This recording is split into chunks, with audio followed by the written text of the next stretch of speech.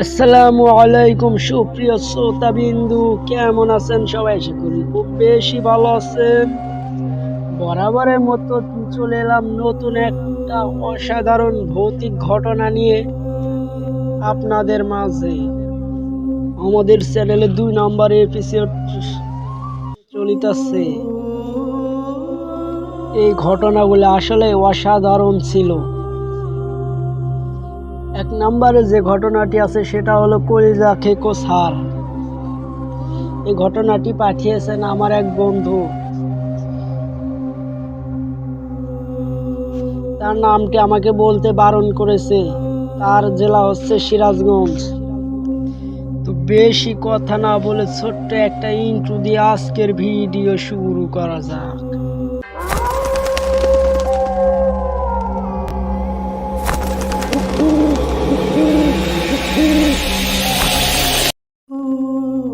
সিরাজগঞ্জ জেলায় কাজীপুর থানায় হাটশিরা গ্রামে থাকতো এক পরিবার। ছোটবেলা থেকে আর্থিক উপার্জনে বড় হয়েছে টুম্পা। ওর বাবার অ্যাক্সিডেন্টের পর থেকে অভাব যেন আষ্টে পিষ্টে ঘিরে রেখেছে ওদের। মা এলাকার চেয়ারম্যানের একটা ধরে সরকারি অফিসে আয়ার কাজ পায়। মার আয়ে অনেক কষ্টে কোনো রকম সংসার চলে। এটা অল্প টাকা দিয়ে তার বাবার চিকিৎসা ভালোভাবে হয় না। কোনো ভাই নেই, 3 বোন ওরা। টাকার অভাবে 2 বড় বোনের লেখাপড়া তেমন আর এগোয় না। অল্প বয়সে তাদের বিয়ে দিয়ে দেয়, মুক্ত হন মা। বড় আর মেজো জামাই টুকটাক সংসারে আবদান রাখায় এখন সংসার সচ্ছল না হলেও আগের মতো তেমন অভাব নেই। তাই টুম্পা লেখাপড়া কোনো রকম ভাবে চলছিল। এসএসসি পরীক্ষার ফর্ম ক্লাবের সময় স্কুলে আবেদন করতে হয়েছিল, কারণ ওর এত টাকা জোগাড় করার পক্ষে সম্ভব ছিল না। এসএসসিতেও টুম্পা খুব ভালো ফলাফল হওয়ায় শহরের সবচেয়ে ভালো কলেজে চান্স পেয়ে যায় টুম্পা। কিন্তু কলেজের খরচ বহন করা ওর পরিবারের পক্ষে অসম্ভব ছিল।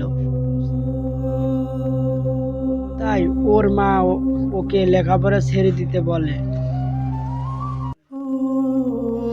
কিন্তু টুম্পার একটাই কথা যে মা, আমি ডাক্তার হব, ডাক্তার হয়ে আমি বাবার চিকিৎসা করব। ওর মা নীরবে শুধু চোখের আঁচল মোছে। কলেজে বিনা বেতনে পড়ার আবেদন করে। ছাত্রী ভালো হওয়ায় ওর আবেদন মঞ্জুর হয়। দিনে কলেজে শেষে 3-4টা স্টুডেন্ট পড়িয়ে বই খাতা কলম প্রয়োজনে নিজেই জিনিসপাতি নিজেই পূরণ করে।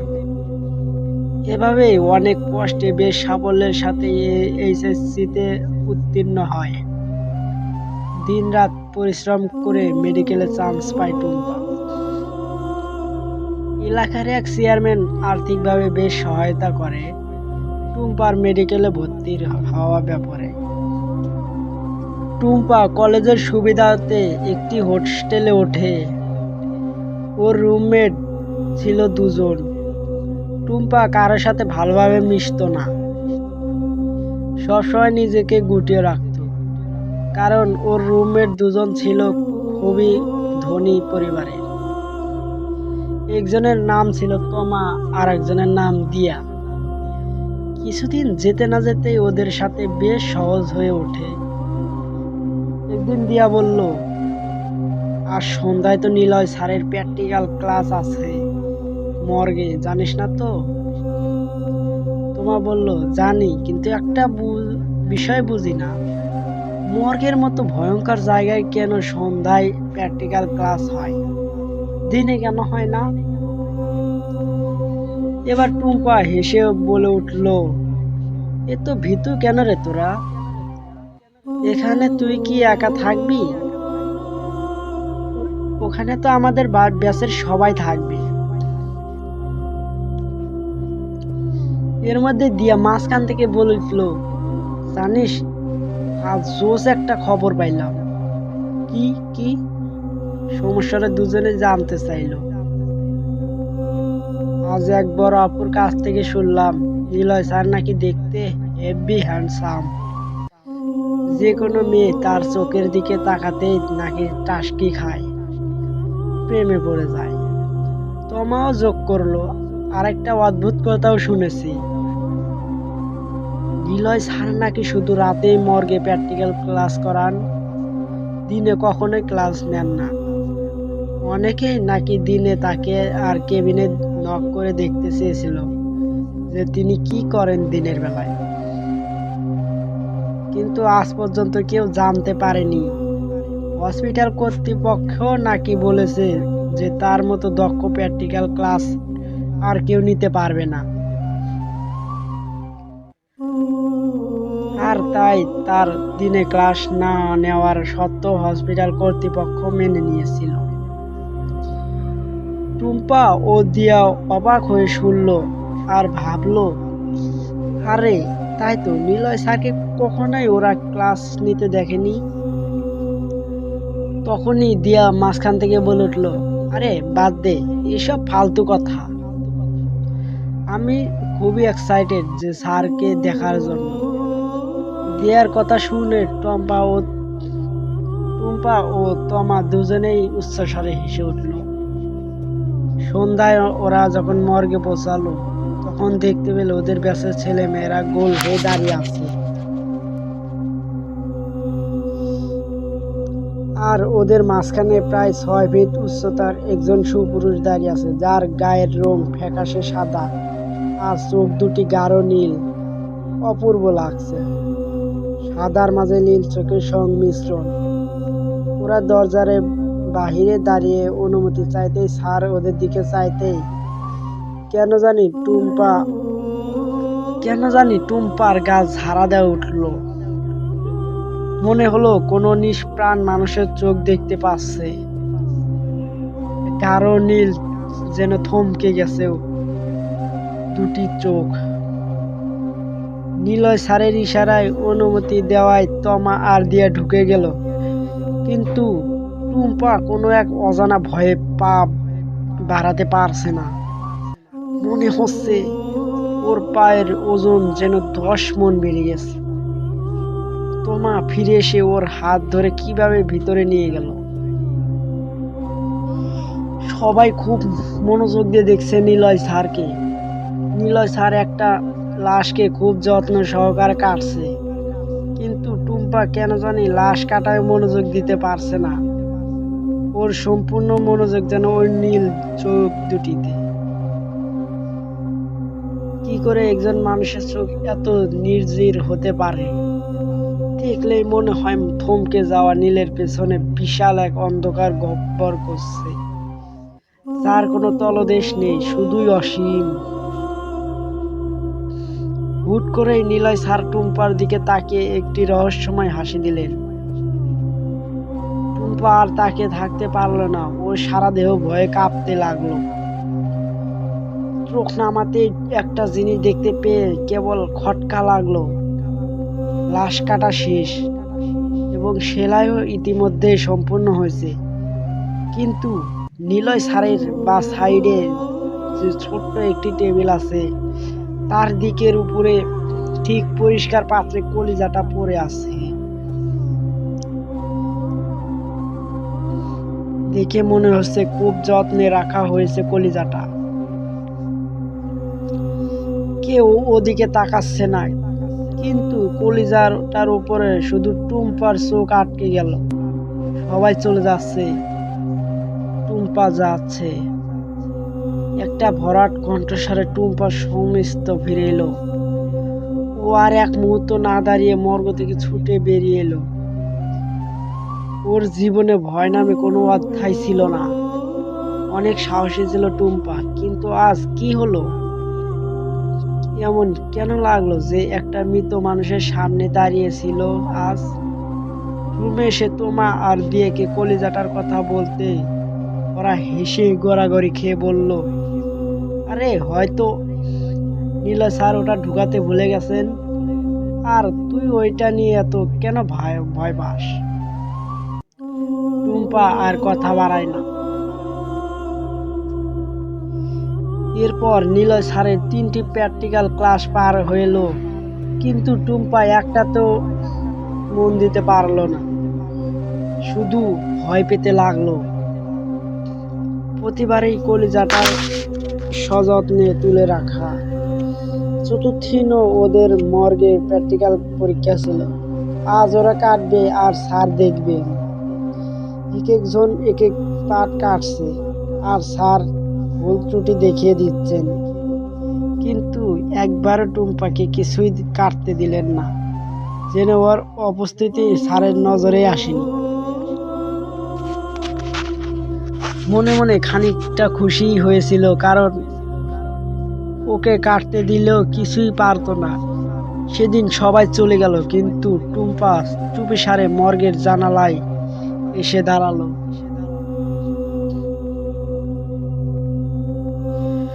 কৌতূহল ওকে এতটাই পেয়েছিল বসে যে ভয় তার কাছে হার মেনেছিল।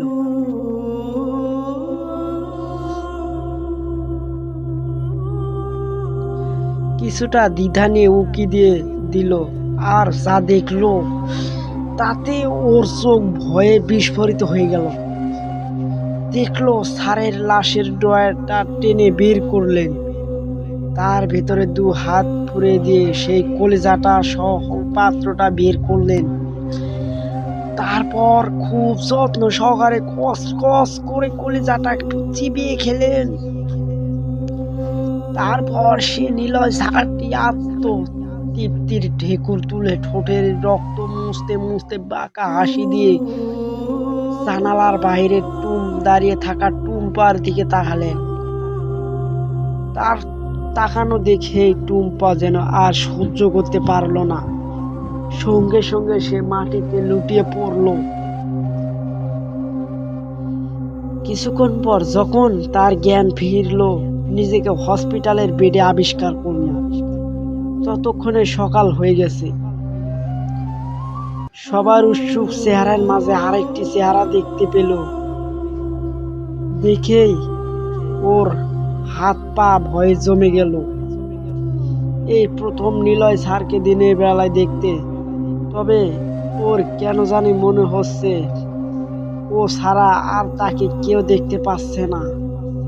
আর তাকাতেও পারল না ভয়ে। চোখ বন্ধ করতে শুনতে পেল সেই ভরাট কণ্ঠ, যেন ওর কানের মধ্যে ঢুকে কথা বলছে। নিলয় স্যার বলছে, আমি জানি টুম্পা, সেই প্রথম দিন থেকেই তুমি আমাকে চিনতে পেরেছিলে।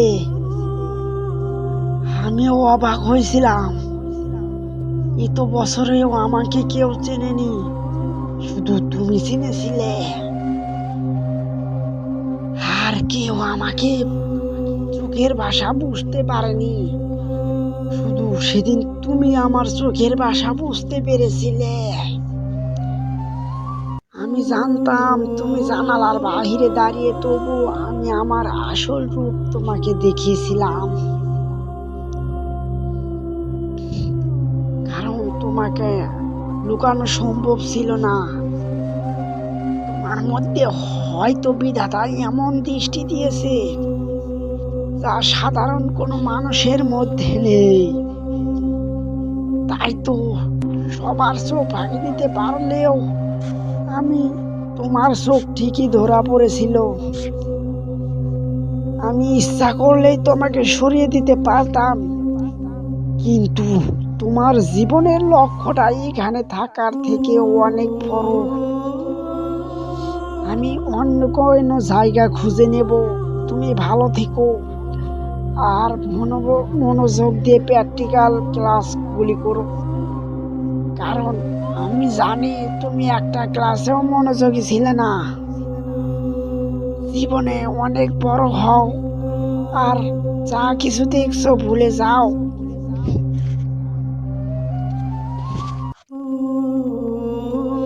এ কথা শোনার সাথে সাথে টুম্পা চোখ খুলতে স্যারকে আর দেখতে পেল না। ওই দিনের পর থেকে নিলয় স্যারকে আর কেউ খুঁজে পায়নি। তবে সপ্তাহখানেক পর হসপিটালের কর্তৃপক্ষ একটা মাফিনামা পেল, যাতে লেখা ছিল আমি নিলয় কোনো একটা কারণে না জানিয়ে যেতে বাধ্য হয়েছি। আশা করি কর্তৃপক্ষ আমাকে ক্ষমার দৃষ্টিতে দেখবেন এবং আমার পদে অন্য কাউকে নিয়োগ করবেন। ও ভাই সাহেব, এটা কি ছিল? এরকম ঘটনা আমার জীবনে প্রথম শোনা। একটা জিন বা ভূত বা যাই বলুন না কেন, সে কিভাবে মানুষের কষ্ট বুঝতে পারবে?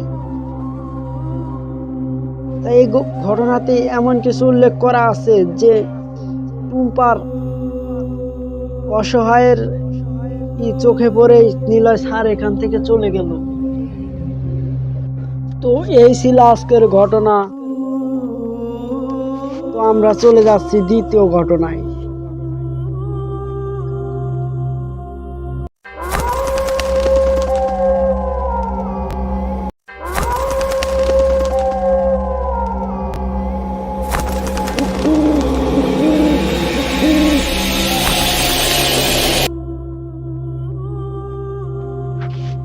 আজকে দ্বিতীয় ঘটনাটি পাঠিয়েছে আমার এক সাবস্ক্রাইবার। তার নাম ছিল রবিন। তার বাড়ি ছিল কীর্তনখোলা, জেলা যশোর। ঘটনাটি ঘটেছিল এক রিকশাওয়ালার সাথে। ঘটনাটির নাম ভয়ানক সেই লাশের কাহিনী। তো ঘটনাটি শুরুর আগে আমি আপনাদেরকে একটা কথা বলি, যারা যারা আমার চ্যানেলে নতুন আছেন তারা প্লিজ চ্যানেলটি সাবস্ক্রাইব করুন। তো বেশি কথা না বলে ছোট্ট একটা ইন্ট্রো দিয়ে আজকের ভিডিও শুরু করা যাক। আমি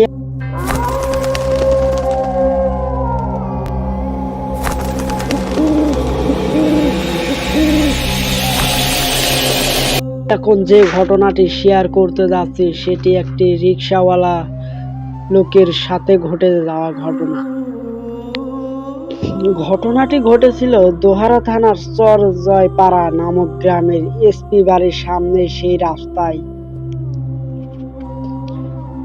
সেখানে একটা কালভার্ট আছে, আর তার দিক পাশেই আছে বড় একটা ঝোপ। যে জায়গায় আরো একটি ঘটনা আমি এর আগেও সবার সাথে শেয়ার করেছি, এখন আমি সেই জায়গায় আরো একটি ভয়ঙ্কর ঘটনা সম্পর্কে তুলে ধরছি। এই ঘটনাটি ঘটেছিল প্রায় 7-8 বছর আগে। একদিন এক রিকশাওয়ালা রাতে এক প্যাসেঞ্জারকে নিয়ে সেই রাস্তা দিয়ে যাচ্ছিল। রাত তখন প্রায় আনুমানিক 11টা কি 11:30 বাজে। আমরা জানি যে গ্রামে 9টা বা 10টার দিকে বেশিরভাগ মানুষই ঘুমিয়ে পড়ে। তাই সেই সময়টাতে সেখানে একেবারে জনহীন ছিল। তারা দুজনে সেই রাস্তা ধরে যাচ্ছে। এমন সময় তারা কিছু একটা দূর থেকে হঠাৎ সাদা কিছু একটা লক্ষ্য করে। তারা যখন সেই কালভার্টের কাছাকাছি জায়গায় গেল, তখন তারা দেখলো যে কালভার্টের উপর একটা সাদা কাপড় পরা একটা লাশ শুয়ে আছে।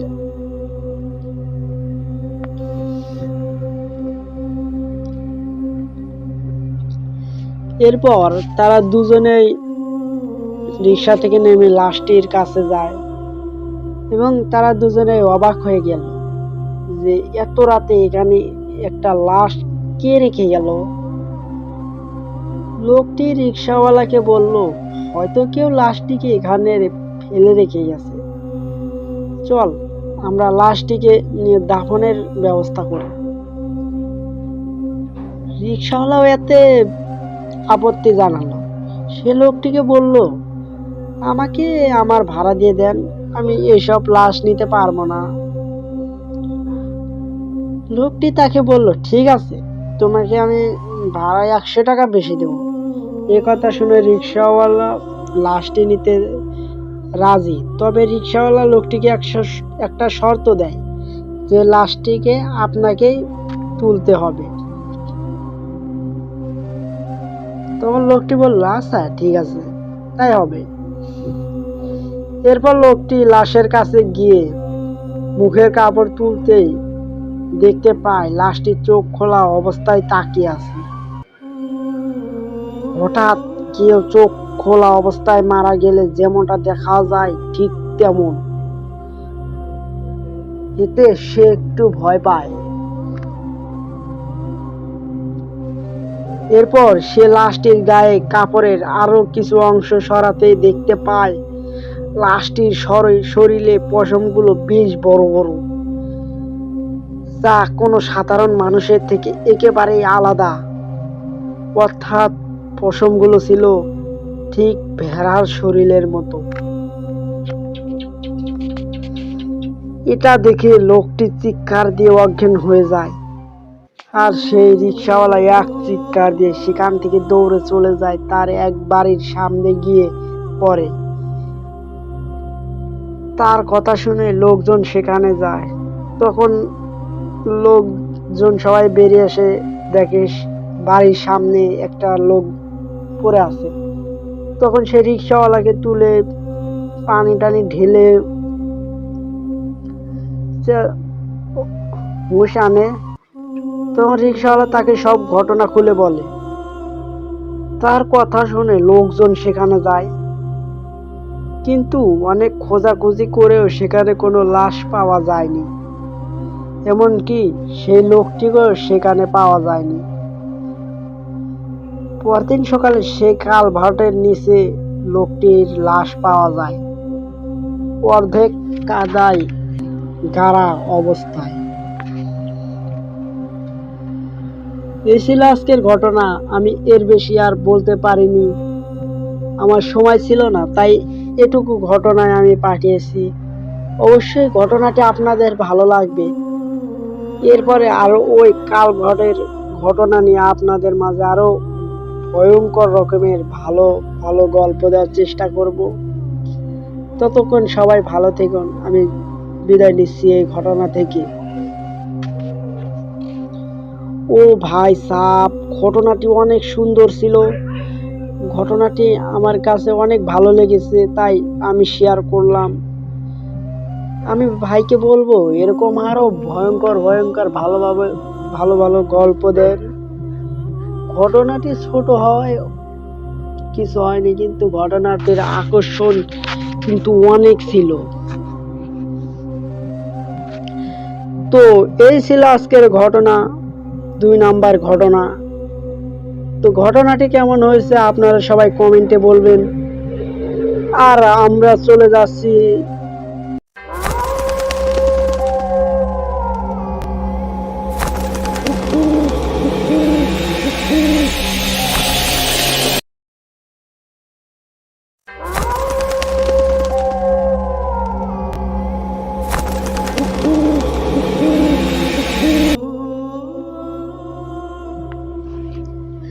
আজকে 3 নাম্বার ঘটনাটি শুরু করতে যাচ্ছি। ঘটনাটির নাম লাশ কাটা ঘরে। ঘটনাটি পাঠিয়েছেন তার নাম এবং সে কথায় তাকে কিচ্ছু বলতে দেয়নি, তাই আমরাও অত কিছু বলতে পারবো না। তাই আমরা সরাসরি ঘটনায় চলে যাচ্ছি। মানুষ মরণশীল, মরে গেলেই সবাই হয়ে যায় লাশ। তখন কেউ আর তার নাম ধরে ডাকবে না, ডাকবে লাশ বলে। কি আজব জগৎ, তাই না? আবার কেউ যদি কোনো দুর্ঘটনা কিংবা অপ্রত্যাশিত মৃত্যুবরণ করে, তাহলে ওই ব্যক্তির লাশ ময়না তদন্ত করা হয়। হাসপাতালের লাশ কাটা ঘরের একটি গল্প। কিছুদিন পূর্বে সামাজিক যোগাযোগের মাধ্যমে ফেসবুকে ব্যাপক সাড়া ফেলে দিয়েছিল। লাশ কাটা ঘরের এই গল্পটি হলো, লাশ কাটা ঘর রয়েছে এই রাজধানীতেই। ঢাকা মেডিকেল 2 নাম্বার গেট দিয়ে ভেতরে ঢুকতেই কোলাহলপূর্ণ কর্মব্যস্ত পরিবেশ। কেউ রোগী নিয়ে ভেতরে ঢুকছে, কেউ বের হচ্ছে, কেউ বা খাবার নিয়ে রোগীর কাছে যাচ্ছে। ডাক্তার, রোগীরও স্বজনরা সকলেই ব্যস্ত। কেউ কারো দিকে তাকানোর ফুরসতটুকুও পাচ্ছে না। সোজা ভিতরের দিকে মর্গ। এই এলাকার অনেকটা কোলাহল মুক্ত। বামে মোড় নিয়ে মর্গের ভবনের কাছাকাছি যেতেই অন্যরকম পরিবেশ। বাতাসের লাশের গন্ধ, বাইরে স্বজনের চাপা আহাজারি, পরিবেশ একেবারেই গুমট ও ভারী। রাজধানীর চলার পথেই অনেক উৎকট গন্ধ প্রায় প্রত্যেকেই পেয়েছেন। এমন চাপা ও ভয়ানক গন্ধের সম্মুখীন হয়তো আপনাকেও কখনো পড়তে হয়নি। কোনো এক অদৃশ্য শক্তি যেন কেড়ে নিয়েছে এখানের অবস্থানরত মানুষের হাসি। এখানে উচ্চস্বরে কথা বলাও যেন নিষেধ। মর্গের পরিচালকের দপ্তরের সামনে কিছু লোকজনও দেখা যায়। কেউ কারোর সঙ্গে কথা বলে না, সবাই কারোর জন্য অপেক্ষামান। ইতিমধ্যেই কিছুক্ষণ পর কাটার জন্য 3 থেকে 4টি লাশ জমা হয়। একে একে বের করে পোস্টমর্টম রুমে নিয়ে যাওয়া হয়। একটু পরেই একজন বিশেষজ্ঞ ডাক্তারের উপস্থিতিতে ড্রোমরা পোস্টমর্টম শুরু করে। একটা একটা করে মানুষের পেট চিরে নাড়ি বয়ে উল্টে পাল্টে দেখা হবে। মাথার খুলি ফাটিয়ে মগজ বের করা হবে। কোনো ইন্টার্নি ডাক্তার উপস্থিত থাকলে হয়তো ইচ্ছার বাইরে নাক চেপে ধরে মানুষের কাটাকুটি দেখবে। আবার মৃত মানুষের মারা যাওয়ার কারণ নিয়েও ভাববে। তত্ত্বাবধায়ক ডাক্তারটি খুঁটে খুঁটে দেখবেন, মারা যাওয়ার আলামতগুলো চিহ্নিত করার চেষ্টা করলেন। কারণ পোস্টমর্টমের রিপোর্ট লেখার সময় এসব বিষয়গুলো লিখতে হবে। দাঁড়িয়ে থাকতে থাকতে এক পর্যায়ে বের হচ্ছে লাশগুলো। প্রত্যেকটা লাশ কাপড় দিয়ে ঢেকে নেওয়া হচ্ছে। এর মধ্যে একটি যুবতীর লাশও বের করা হলো। গায়ে থাকা ওড়না দিয়ে ঢাকা হয়েছে তাকে। হঠাৎ বাতাসে কাপড় পরে গিয়ে মুখ খুলে গেছে। মাথা থেকে গলা পর্যন্ত দেখা যাচ্ছে। তখনও মেয়েটির মুখে মৃত্যুর ছাপ স্পষ্ট হয়নি। ফুটফুটে সুন্দর মুখটা কি লাবণ্য মায়া মাখা।